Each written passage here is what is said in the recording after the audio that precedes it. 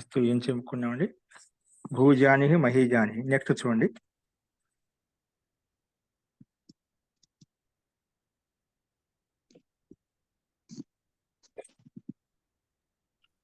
మహోదయ మహీజాని ఎలా వస్తుంది? ఏంటండి? మహీజాని ఇది ఎలా వస్తుంది? మహీ జాయా ఎస్ సహనా? మహి జాయా యస్య సహ మహీజాని. Okay sir. అంటే అర్థం మహోదయ మహీజాని అంటే ఏంటండి? దాని మీనింగ్ ఏమిటండి? అర్థం అంటే ఇక్కడ కూడా భూమి రాజు విశేషం తీసుకోవచ్చు, మహాన్ వ్యక్తి యొక్క స్త్రీ తీసుకోవచ్చు, మహీజాని అని చెప్పి ఆ వ్యక్తి విశేషం చెప్పుకుంటాను. ఆ వ్యక్తి విశేషం ఎవరని అది మనం అధ్యాహారం చేసుకోవాలి. ఇక్కడ మనం ఏ విధంగా అయితే మొట్టమొదటి శబ్దానికి యువ పత్ని ఉంది ఎవరికైనా అది ఏ వ్యక్తి విశేషం మనం తీసుకోవచ్చు. అలాగే భూజాని, ఏ రాజుకైతే అటువంటి పత్ని ఉందో భూజాని అని చెప్తాం. మహి కూడా ఒక రాజు అర్థంలో మహిపాలకుడు, అంటే మహి అంటే భూమిని పాలించేవాడు. మహీజాని అటువంటి రాజు విశేషం ఇక్కడ తీసుకోవచ్చు. ధన్యవాదం మహోదయ. జాయాయ అంటే అర్థమేం మహోదయ? ఏంటి జాయాయ అంటే? జాయ అంటే స్త్రీ, అది శబ్దం అంటే అది స్త్రీ, షష్ఠీ భక్తి ఏకవచనం. జాయ శబ్దానికి స్త్రీ అని అర్థం. జాయ అంటే పత్ని, భార్య అని అర్థం వస్తుంది. ఇక్కడ యువతి అన్నప్పుడు మహోదయ ఇక్కడ యువతి జాయ యస్య సహ అని వస్తున్న సా అని రావాల మహోదయ? యువతి సహ యువత అన్యపదం ప్రధానం కదా, అన్యపదం పుల్లింగం. అన్యపదం సహా శబ్దం అన్యపదాన్ని బోధిస్తుంది. ఓకే, దానికి విశేషణం కాదు. ఓకే, ధన్యవాదాలు. నెక్స్ట్ రాసుకోండి.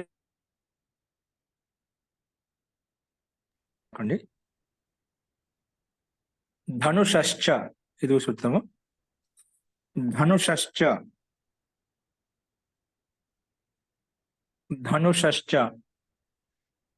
ఈ సూత్రం బ్రాకెట్లు పెట్టుకోండి. ఇది అయిపోయిందా అండి 151లో? దాంట్లోనే 151 నియమానికిలోనే మనం చెప్పుకునే పరిభాష అయితే దాంట్లో ఒకటో పాయింట్ ఏంటి? జాయాయనింగ్. రెండో పాయింట్ చెప్పుకున్నాం. ఇప్పుడు రెండో పాయింట్ జాయ శబ్దానికి జాని ఆదేశం వస్తుంది, దానికి ఉదాహరణ చెప్పుకున్నాం. ఇప్పుడు ధనుషశ్చ సూత్రం చెప్పుకున్నాం, దానికి పరిభాష చెప్పుకొని దానికి ఉదాహరణ చెప్పుకుంటాం. ధనుషశ్చ, ధనుష్ శబ్దానికి ధన్వన్ ఆదేశం వస్తుంది. ధనుష్ శబ్దానికి ధన్వన్ ఆదేశం వస్తుంది. ధనుష్ శబ్దానికి ధన్వన్ ఆదేశం వస్తుంది. అంటే ధనుష్ శబ్దం ఎక్కడైతే ఉందో అక్కడ ధన్వన్ ఆదేశం వస్తుందన్నమాట. ధనుష్ శబ్దానికి ధన్వన్ ఆదేశం వస్తుంది. అంటే ఇవన్నీ బహుళీ సమాసం తీసుకోండి. బహుళీ సమాసంలో ఎక్కడైతే ధనుష్ శబ్దం ఉంటుందో ఆ ధనుష్ శబ్ద స్థానంలో ఏమొస్తుంది? ధన్వన్ ఆదేశం వస్తుంది అన్నమాట. ధన్వన్. ఓకే, అస్తు. దీనికి ఉదాహరణ రాసుకోండి.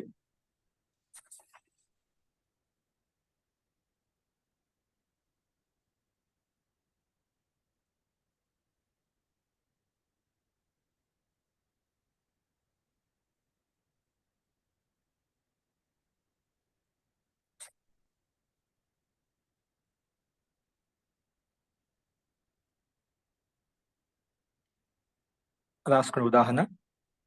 పుష్పాని ధను యస్య సహ. పుష్పాని ధను యస్య సహ. పుష్పాని ధను, ఉదాహరణ చూసి రాసుకోండి. పుష్పాని ధను యస్య సహ పుష్పధన్వా. ధన్వన్, ధనుష్ శబ్దస్థానం ధన్వ ఆదేశం వచ్చింది. ధనుష్ శబ్దస్థానం ధన్వన్ వచ్చింది. ఆ ధన్వన్ శబ్దం ధన్వాగా మారిపోయింది అన్నమాట. ధన్వన్ శబ్దము ధన్వాగా మారిపోయింది ప్రథమ విభక్తి ఏకవచనంలోకి వచ్చేసరికి. అస్తు పుష్పాని ధను యస్య సహ పుష్పధన్వా అంటే కామదేవుడు, సహ కామదేవ పుష్పధన్వా.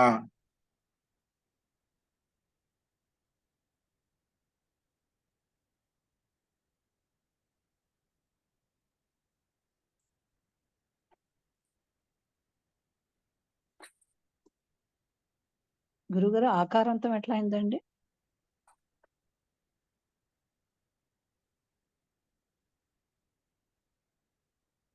శౌచ ప్రకారం దీర్ఘం అవుతున్నాం.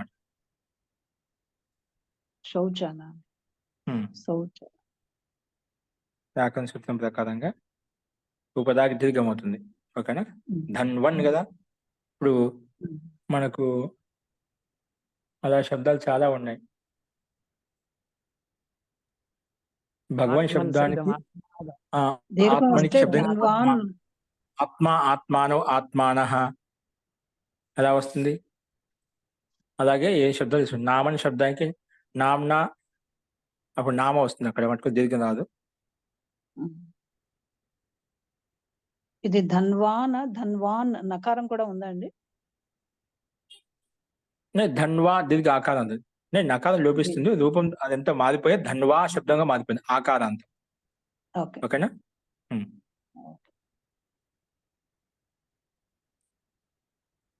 కర్తృని శబ్దానికి కర్త వస్తుంది, ధర్తృని శబ్దానికి ధర్త వస్తుంది. అలాగా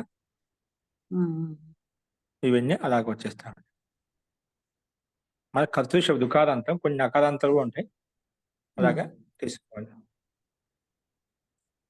దుకారాంతం కర్త, ధర్తృ, పఠితృ ఇవన్నీ కూడా. రాజనికి రాజా, రాజానవ, రాజానహ వస్తుంది. ఇది ఒకటి మనకు ఉదాహరణ. అస్తు అక్కడ దీర్ఘం వస్తుంది. ఒకవేళ దీర్ఘం వచ్చేసి నకారం లోపించినట్లయితే రాజా, రాజానవ్, రాజానః, రాజానం, రాజానవ్, రాజ్ఞః అలా వస్తున్నమాట. నెక్స్ట్ చూడండి.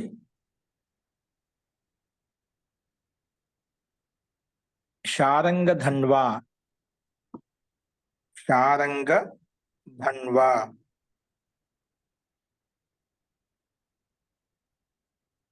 శారంగధన్వా. శారంగః ధనుః యస్య సహ శారంగధన్వా అలా చెప్పుకోవచ్చు.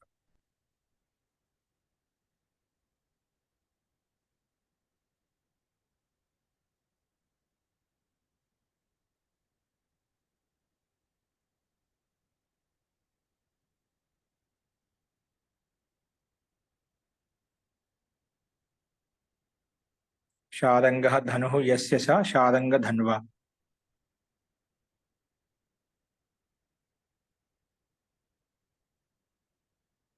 అలాగే శతధన్వా అంటే శతం ధనుః యస్య సహ శతధన్వా. శతం ధనుః యస్య సహ శతధన్వా. శతధన్వా. శతం ధనుః ఉందండి. ధనుః ఏకవచనం చెప్పాను, బహువచనం రాసుకోండి. ధనుంషి అలాగూ రాసుకోవచ్చు. ఏకవచనం రాసుకోండి. శతం ధనుః యస్య సహ శతధన్వా. ఓకే.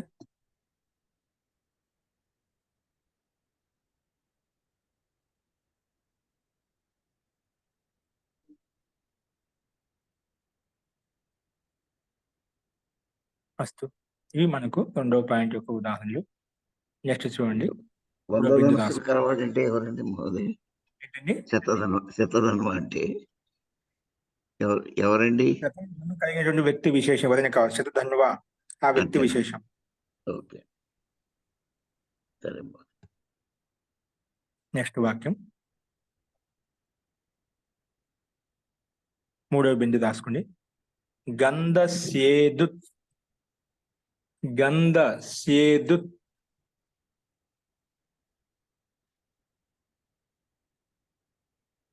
గంధ సూత్రం విశాలంగా ఉంది. గంధ స్యేదుత్ పూతి సూసు రభిభ్య 5వ అధ్యాయంలో 4వ పాదం 135 సూత్రము 5-4-135. గంధ స్యేదుత్ పూతి సూసు రభిభ్య ఇది సంపూర్ణ సూత్రం. మీరు ఎక్కడ ఎంతైతే ఉందో అది రాసుకోండి. గంధ స్యేదుత్ దాని యొక్క తాత్పర్యం రాసుకోండి. తాత్పర్యం రాసుకోండి. ఉత్కామ ఉత్కామ పూతికామ పూతికామ సుకామ సుకామ సురభికామ ఉత్ పూతి సురభి ఉత్ పూతి సురభి సురభి.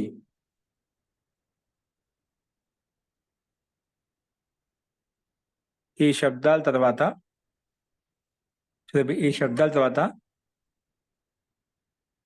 ఉన్నటువంటి గంధ శబ్దానికి గంధి ఆదేశం వస్తుంది. ఈ శబ్దాల తర్వాత ఉన్నటువంటి గంధ శబ్దానికి గంధి ఆదేశం వస్తున్నాడు. అంటే గంధ శబ్దానికి గంధి ఆదేశంగా వస్తున్నాడు. ఉత్ పూతి సురభి ఈ శబ్దాల తర్వాత ఉన్నటువంటి గంధ శబ్దానికి గంధి ఆదేశం వస్తుంది. గంధ సుగంధం మేడం, సుగంధం కావచ్చు, దుర్గంధం కావచ్చు, ఏం తీసుకోవచ్చు.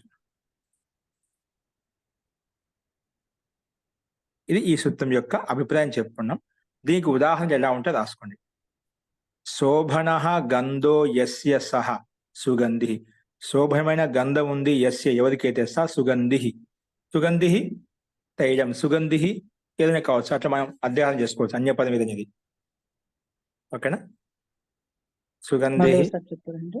శోభనం శోభన కింద మీకు స్లైడ్ మీద కనిపిస్తుంది చూడండి. శోభన గంధో యస్య సహ చూసి రాసుకుని తప్పు లేకుండా. శోభన గంధో యస్య సహ.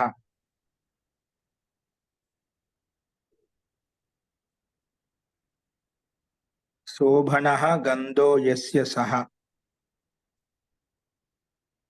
సుగంధి అంటే ఉత్తమ గంధంతో యుక్తమైనటువంటి పదార్థం. నేను ఉత్తమ గంధంతో యుక్తమైన పదార్థమైన మధుర పదార్థం తీసుకోండి. చాలా సుగంధంగా ఉన్నది వంటలు ఈరోజు. చాలా ఆ పాయసం చాలా సుగంధంగా ఉందంటుంటాం.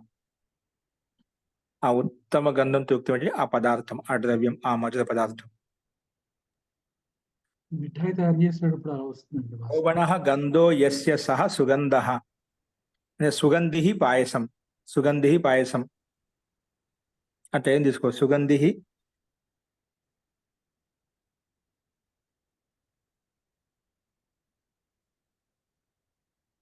ఏం చెప్పాను మధ్యలో ఏదో అడిగారు.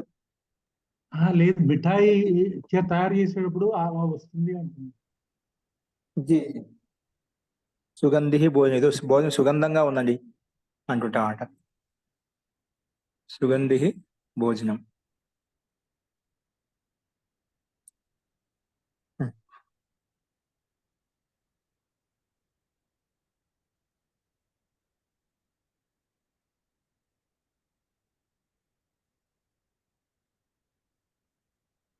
ఒకవేళ మన అప్పుడు సమస్తం అన్యపదం నపుంసకలింగం ఉంటే తత్ శబ్దం రావాలి.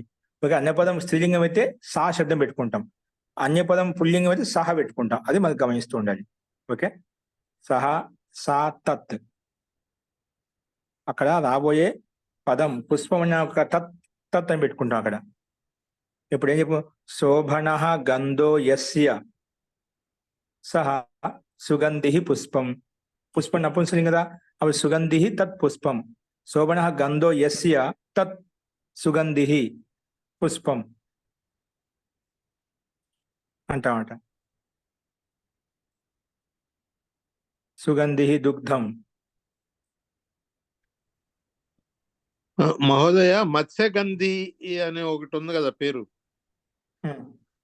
దానికి ఎలా వస్తుంది? మత్స్య గంధో యస్య సహ మత్స్యగంధి. అక్కడ స్త్రీ కాబట్టి ఎస్య సా అని రావాలి కదా, ఆమె ఆడవం పేరు అది. మత్సహ గంధో యస్య స. మత్స్య గంధి అని అన్య పదం ఇక్కడ మన పూర్వ పదంలో ఉత్తర పదం ఏమున్నాయి కాదు, తర్వాత వచ్చే పదం ఏంటి? ఉమ్, అవధి సమాసం చెప్పుకున్నదా? ఇక్కడ ఉండే పదాల్లో పూర్వ పదంలో ఏముంది, స్త్రీలింగం ఉందా, ఉత్తర పదం స్త్రీలింగం అని కాదు. అన్య పదం ఏది దాని అందుకని కలిసి సమస్త పదం ఏ అన్య పదాన్ని సంకేతిస్తుంది. ఇప్పుడు అన్య పదం స్త్రీని సంకేతిస్తుంది. అక్కడ మత్స్యగంధి సా అన్నప్పుడు పెట్టుకుంటాం. స్త్రీని సంబోధిస్తుంది అక్కడ. ఇక్కడ గంధి శబ్దం కలిపి ఇది పుల్లింగమే. ఇక్కడ ఉమ్, ఈ సమస్త పదం పుల్లింగమే. ఉమ్,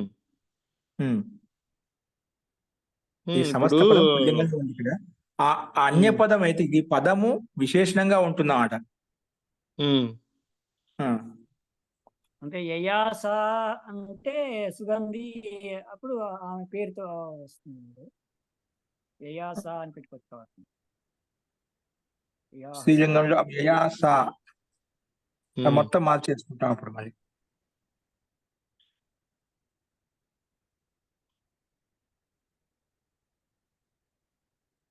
మహోదయ, ఈ ఉదాహరణలో ఇంకొకటి కూడా ఉన్నట్టుంది మరి, సురభి గంధి అని. అది కూడా రాసుకోరు దీనికి. సుగంధి సురభి గంధి సురభి గంధి రాసుకోండి. రెండు సురభి గంధ యస్య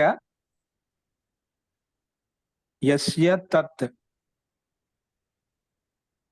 తత్ సురభి పుష్పం అంటారా, సుగంధంగా ఉంది పుష్పం. సురభి గంధ యస్య తత్. సురభి గంధి పుష్పం.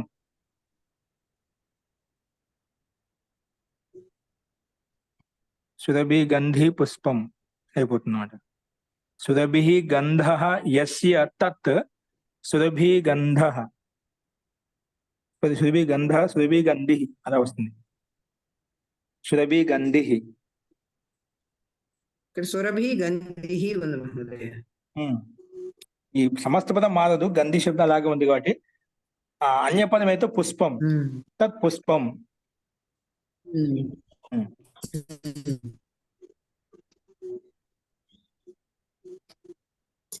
ఈ రకంగా ఉదాహరణలు ఇవి తీసుకున్నాం. నెక్స్ట్ చూడండి ఇంకేముంది ఉదాహరణ. ఇక్కడ ఇది ఉన్నాయి. ఇది సింపుల్ గా ఉంది, ఇది ఒకటి రాసుకోండి. పాదస్య లోపో హస్త్యాదిభ్య. నెక్స్ట్ బిందు రాసుకోండి, 4వ బిందు. పాదస్య లోపో. అక్కడ రెండు సుగంధి సురభి గంధి. సుగంధి సురభి గంధి రెండు రాసుకున్నాం మనం. శోభన గంధో యస్య సహ సుగంధి. సురభి గంధ యస్య సహ. సురభి గంధ యస్య సహ కాదు, యస్య తత్. యస్య తత్. ఓకేనా? అప్పుడు సురభి గంధి పుష్పం. అస్తు. నెక్స్ట్ రాసుకోండి. అప్పుడు మత్స్యగంధిలో యస్య స్వ అని చెప్పొచ్చు సార్. అన్య పదం నువ్వేం తీసుకున్నావు అక్కడ? మత్స్యగంధికి స్త్రీకి తీసుకున్నాం. స్త్రీకి తీసుకుంటే సా. మత్స్యగంధి పేరు చెప్పండి. మత్స్యగంధి లక్ష్మి అంటావా? మత్స్యగంధి రమ అంటాం, మత్స్యగంధి లక్ష్మి అంటాం, ఏమంటాం? ఏదైనా కావచ్చు. అంటే శంతనుని తల్లి సార్.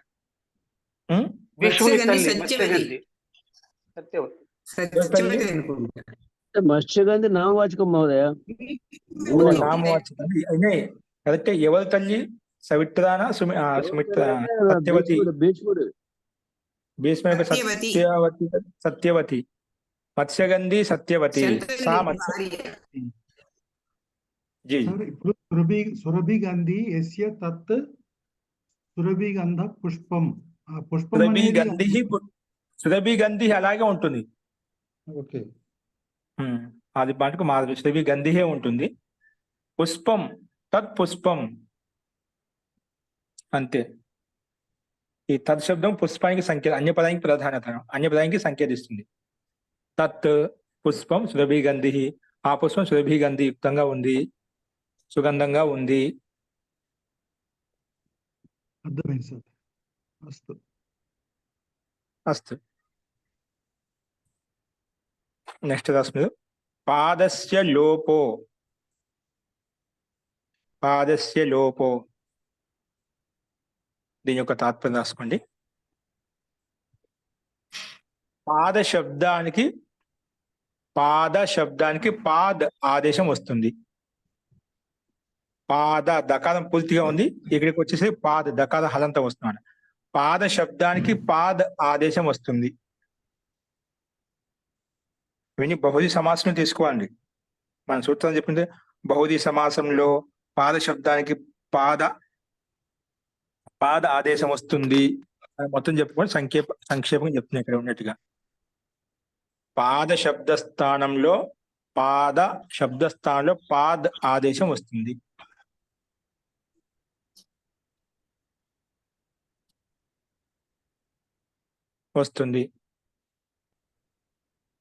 కానీ ఏదైనా ఉపమాన శబ్దం పహలే ఉంటేనే, కానీ ఏదైనా ఉపమాన శబ్దము ముందు అంటే ముందు ఉంటేనే, కానీ ఏదైనా ఉపమాన శబ్దం ముందు ఉంటేనే, కానీ ఏదైనా ఉపమాన శబ్దము ముందు ఉంటేనే, ఉపమాన శబ్దము ముందు ఉంటేనే,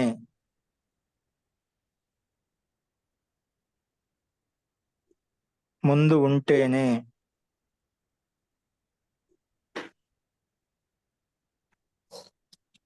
ఉంటేనే దాంతో పాటు ఏం చెప్పారంటే ముందు ఉంటేనే, ఇంకా ముందు ఉంటేనే, కానీ ఒక్క నిమిషం, ఏదైనా ఉపమాన శబ్దం ముందు ఉంటేనే హస్తి మొదలగు శబ్దాలను వదిలిపెట్టి,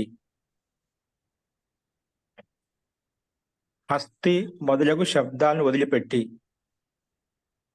హస్తి కొన్ని శబ్దాలను అస్థి మొదలగు శబ్దాలను వదిలిపెట్టి పాద శబ్దానికి పాద్ ఆదేశం వస్తుంది. కానీ ఏదైనా ఉపమాన శబ్దం ముందు ఉంటేనే కామ హస్తి మొదలగు శబ్దాలను వదిలిపెట్టి, హస్తి మొదలగు శబ్దాలను వదిలిపెట్టి, హస్తి మొదలగు శబ్దాలను వదిలిపెట్టి. దీనికి ఉదాహరణ అంటే ఏమి ఇవ్వలేదు. వదిలిపెట్టి దానికి సూత్రం రాసుకోండి. కింద ఇచ్చారు. సంఖ్యా సుపూర్వస్య, ఈ సూత్రానికి తాత్పర్యం చెప్పుకున్నాం మనం. దాంట్లో ఈ 4వ బిందువులో 4వ సూత్రానికి సంబంధించి ఒక సూత్రం చెప్పారు. సంఖ్యా సుపూర్వస్య 4వ బిందువులో 1వ పాయింట్. సంఖ్యా సుపూర్వస్య, సంఖ్యా సుపూర్వస్య, సంఖ్యా సుపూర్వస్య.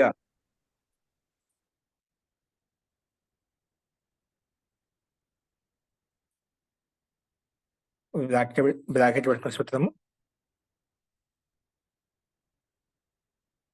రాసుకోండి. ఏదైనా సంఖ్య లేదా సు ముందు ఉంటే, ఏదైనా సంఖ్య లేదా సు ముందు ఉంటే, ఏదైనా సంఖ్య లేదా సు ముందు ఉంటే అప్పుడు పాద స్థానంలో పాద్ ఆదేశం వస్తుంది. ఏదైనా సంఖ్య లేదా సు ముందు ఉంటే అప్పుడు పాద స్థానంలో పాద్ ఆదేశం వస్తుంది. పాదస్థానంలో పాద ఆదేశం వస్తుందన్నమాట. పాదస్థానంలో పాద్ ఆదేశం వస్తుంది. ఇప్పుడు ఉదాహరణ రాసుకోండి. వ్యాఘ్రపాత్. ఇక్కడ పాద్ అనేది దా హలంతం తా హలంతం వచ్చేసింది. వ్యాఘ్రపాత్ వస్తుందన్నమాట.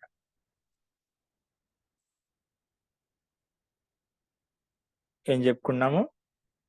ఏదైనా సంఖ్య లేదా సుశబ్దం ముందు ఉంటే పాద స్థానంలో పాద్ హలంతం పాద్ వస్తుంది. ఉదాహరణకి వ్యాఘ్రపాత్ ఉదాహరణ అంటే దీనికి. వ్యాఘ్రపాత్ విగ్రహవాక్యం రాస్తాము, రాసుకోండి ఈక్వల్ టు పెట్టి వ్యాఘ్రపాదాహ ఇవ పాదౌ యస్య, అంటే ఎవరి యొక్క పాదాలు పులికి సమానంగా ఉన్నాయో అటువంటి పాదాలను ఇక్కడ చెప్పుకున్నాం. వ్యాఘ్రపాదాహ ఇవ, ఒకటే పదం అండి. వ్యాఘ్రపాదాహ ఇవ పాదౌ పాదాలు ఉన్నాయి. యస్య ఎవరికైతే, ఏ పురుషుడికైతే,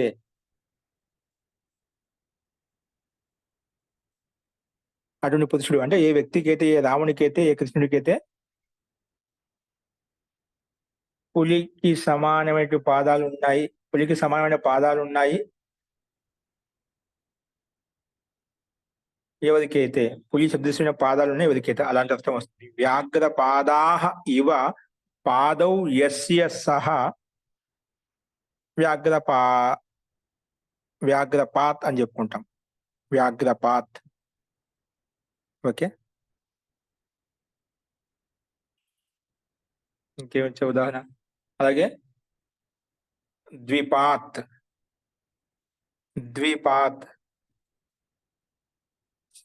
ద్విః పాదౌ యస్య సహ ద్విపాత్. ద్వౌ పాదౌ యస్య సహ, ద్వి కాకుండా ద్వౌ పాదౌ యస్య సహ ద్విపాత్. రెండు పాదాలు ఉన్నాయి ఎవరికైతే ద్విపాత్ అంటాం. ద్వౌ పాదౌ యస్య సహ ద్విపాత్. తయః పాదాః యస్య సహ త్రిపాత్. ఓకేనా? అలాగా ఉదాహరణ రాసుకోండి. సుపాత్ ఇచ్చారు ఇక్కడ. త్రిపాత్ ఎందుకంటే మనం చెప్పుకున్నది సుశబ్దం కూడా అక్కడక్కడ కనిపిస్తూ ఉంటుంది అన్నమాట. ఏ శబ్దము? సుశబ్దం కూడా.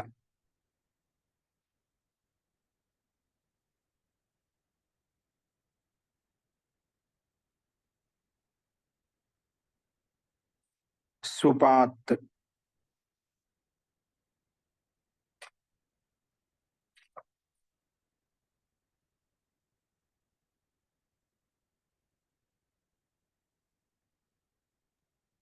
ఇదేంటి మహోదయ? శోభనం పాదం యస్య సహ అనుకోవాలా? సుష్ఠుః పాదః యస్య సహ సుపాత్. అంటే మంచి పాదాలు ఉన్నాయి కదా, సుపాత్ అంటాను. మంచి పాదాలు. సుష్ఠుః పాదౌ యస్య సహ, సుష్ఠుః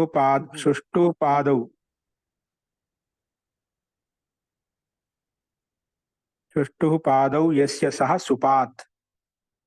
మంచి పాదాలు ఉన్నాయి ఎవరికైతే, అలాగా.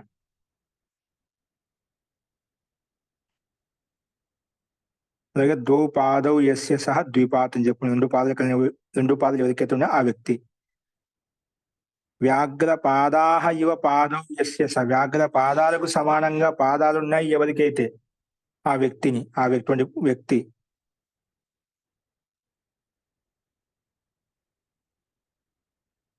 అంటే అలాంటి పురుషుడు ఎవరికైతే, ఎవరి యొక్క పాదాలు పులి పాదాలకు సమానంగా ఉన్నాయో, అటువంటి వ్యక్తి. ఓకేనా? ఇవి మనకు ఉదాహరణలు మనం చెప్పుకున్నాము.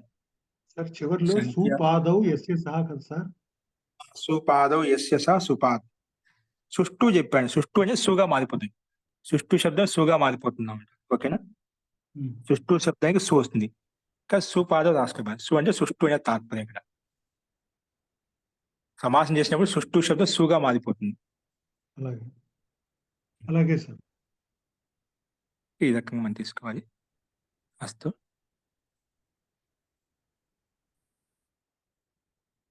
ఇంకో రెండు ఉన్నాయి నెక్స్ట్ సార్. ఐదో బిందు ద్విపది. అనేది చెప్పు. ఏముంది? ద్విపది ఉంది కదా. ద్విపది సప్తపది. ఓ ద్విపది స్త్రీలింగం సప్తపది. స్త్రీలింగం అని ఇచ్చిండు. అయితే ద్వౌ పాదౌ యస్యాహ సా. ద్వౌ పాదౌ యస్యా ద్విపది శబ్దం కదా ఇక్కడ.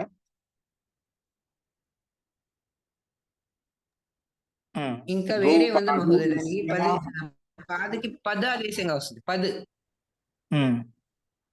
ఆదేశం కూడా మారింది మహోదయ, మళ్ళీ అవి వేరే చెప్పాలి మీరు.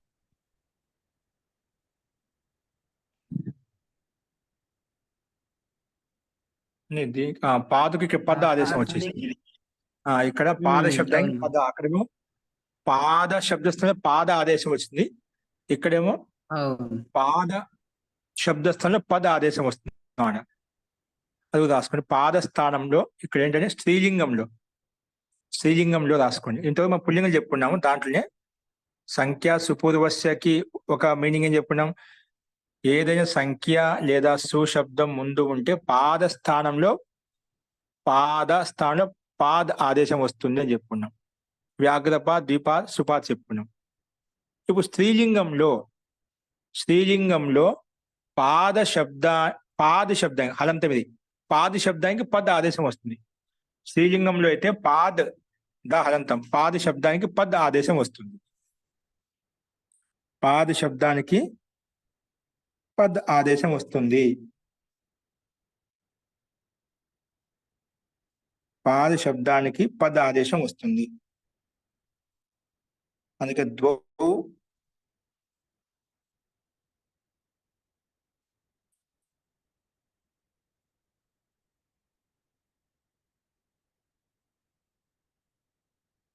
ద్వౌ పాదౌ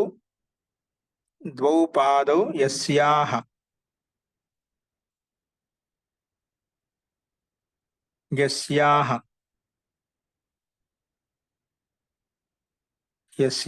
సా ద్విపది. ద్వౌ పాదౌ యస్యాహ సా ద్విపది.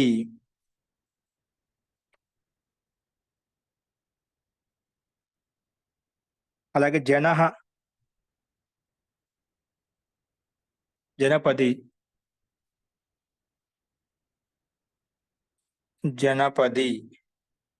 సప్తపది అండి, సప్తపది.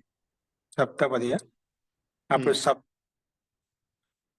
సప్తపాదాః యస్యాః సా సప్తపది. సప్తాః పాదాః యస్య సా సప్తాః పాదాః. మహోదయ 7 పాదాలు ఎవరికి ఉంటాయి మహోదయ?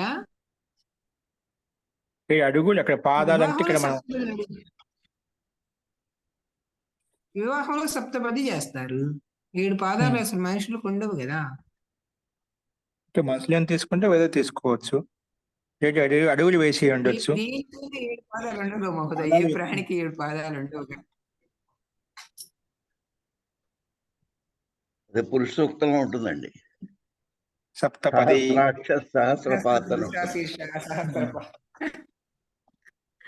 అది పరమాత్మ సహస్రపాత్ పురుష సూక్తం. కానీ అడుగులు తీసుకుంటాం పాద అంటే. అందుకే పాదసిన పాదాహ అని చెప్పాం, పద్ అని చెప్పాం, సప్తపద్ అని చెప్పాం. సప్త పదాలంటే 7 అడుగులు. ఇక్కడ పాద స్థానంలో పాద పూర్తి పెట్టే పద్దు పెట్టేసామంట, సప్తపద్ అయిపోయిందంట. సప్తపాద అంటే అప్పుడు మొత్తం 7 పాదాలు ఉన్నాయి ఎవరికే తల్లి. ఇక్కడ 7 అడుగులు వేసేది ఎవరైతే, ఏ జంట అయితే ఆ జంట. ఓకేనా? ఇది బాగుంది మహోదయ. ఒకరి కాలు ఒకరి పెట్టి వాళ్ళు 7 అడుగులు వేస్తారు కదా ఆ జంట. అప్పుడు జంట అన్నప్పుడు సా రాకూడదు కదండి, జంటకి ద్వివచనం రావాలిగా. జంట అన్నప్పుడు ఇద్దరు కలిపి వేస్తారు కాబట్టి అక్కడ ద్వివచనంలో చెప్పాలి కదా. యస్యాహ తే అని చెప్పుకుంటా ఉంటుందా మీరు? యస్యాహ తే ఆ జంటా శబ్దం. ఇప్పుడు జాతిలో ఏకవచనం చెప్పుకోవచ్చు, ఇబ్బంది లేదు. ఏంటి ఇక్కడ రాసేటప్పుడు ఒకటే సప్తాహ సార్ ఎలా రాయాలి ఇక్కడ? సప్తపాదాః యస్య సహ సప్తపది యస్యాః సా.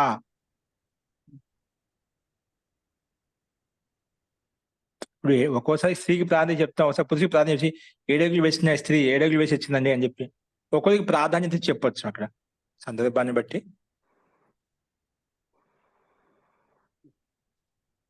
ఏడు అడుగులు వేసి వచ్చాం మనం. సప్తాహ పాదాః యస్యాః సా సప్తపది అని చెప్పాను.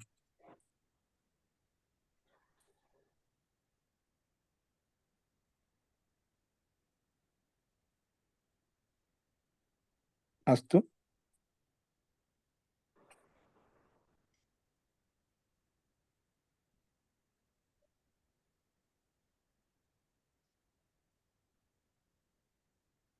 ఇప్పుడు 110 అని కూడా ఉంటాం, 110 అని చెప్తుంటామంట. ఇప్పుడు శతపది శతం శతపది పాదాః బ్రాహ్మణం ఉంది కదండి. శతపది బ్రాహ్మణం బ్రాహ్మణం ఉందండి. అక్కడ శతపాద పాద శబ్దం వచ్చింది అక్కడ. పాద అంటే 100 అడుగులు వేయాలి, అంటే తిన్న తర్వాత శతపాది భోజనం అంటే భోజనం చేసిన తర్వాత 100 అడుగులు వేయాలి అని చెప్పి అక్కడ అలా అర్థం తీసుకోవచ్చు. శతపథ అనుకుంటది, పది కాదు. శతపథ బ్రాహ్మణం కదా, అది దకారం కాదు, ధకారం కదా మహోదయ. సామాన్య దకారం శతపథ ఉంది. బ్రాహ్మణం సామాన్య. ఇక్కడ నేను చెప్పిన శబ్దం అయితే వాళ్ళు చెప్పింది ధా నాకు తెలియదు, కానీ ఇక్కడ శతపది అన్నప్పుడు బ్రాహ్మణానికి సామాన్య దకారం. శతపథ బ్రాహ్మణం అంటున్నారు. అర్థం తీసుకోవచ్చు, మనం అనేక రకాల సందర్భం తీసుకోవచ్చు అండి. ఈ 100 అడుగులు నడిచిన వాళ్ళు శతపథం అవుతుంది. 100 అడుగులు నడిచారు అట్లే కాదు, మనసులే ఉండాల్సిన అవసరం లేదు. అట్లా పశు కొన్ని ఏదో క్రిములు కీటకాలు పశు కొన్ని అవి కూడా ఉంటాయన్నమాట, జీవ జంతువులు కూడా ఉంటాయన్నమాట. శతం పాదాః యస్యాః ఒక దీనికి ఇది మనకు జర్రి అంటాం కదా, జర్రి ఏముంటాయి, ఎన్ని పాదాలు ఉంటాయి దానికి? 100 పాదాలు ఉంటాయండి. అవును. జర్రి అంటే చూడడానికి ఇలా ఉంటుంది. అది ఒక పెద్దగా ఏదో అంటారు, అదొకలి బడ ఏదో అంటారు కదా, అది గాజుల పురుగా ఏదో అంటాం కదా మనం. దానికి ఎక్కువ ఉంటాయేమో, దానికి తక్కువ ఉంటాయి. జర్రి అయితే కొన్ని దానికి 100 పదాలు ఉంటాయి. గాజుల పురుగు అది మనం వివక్షని బట్టి ఏ విభక్తి తీసుకుంటామట, దాని రకంగా మార్చుకోవచ్చు. శబ్దం యొక్క ప్రయోగం బాగా తెలిసి ఉంటే శబ్దాలతో మనం బాగా ఆడుకోవచ్చు అండి, ఏం లేదు. అది ప్రయోగం కొంచెం తెలిసి ఉండాలి ఆ రకంగా మనం, లేకపోతే మనం దెబ్బతింటాం. అందుకే వైయాకరణ ఈ శబ్దాలతో ఆడుకుంటుంటది అంత బాగా. కొంచెంగా మనకు పరిపక్వత రావాలి. పరిపక్వత వచ్చినప్పుడు బాగా వీటిని మనం ఏ రకంగా ఆ రకంగా మలుచుకోవచ్చు అనమాట, అంతేం లేదు. అస్తు.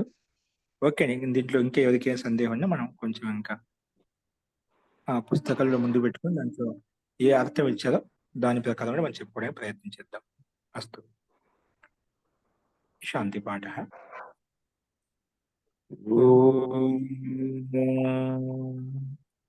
సర్వే భవంతు సుఖినః, సర్వే సంతు నిరామయాః, సర్వే భద్రాణి పశ్యంతు, మా కశ్చిత్ దుఃఖభాగ్ భవేత్. ఓం శాంతి శాంతి శాంతి. సర్వేభ్యో నమః. అందరికీ నమస్కారం అండి. ధన్యవాదాలు.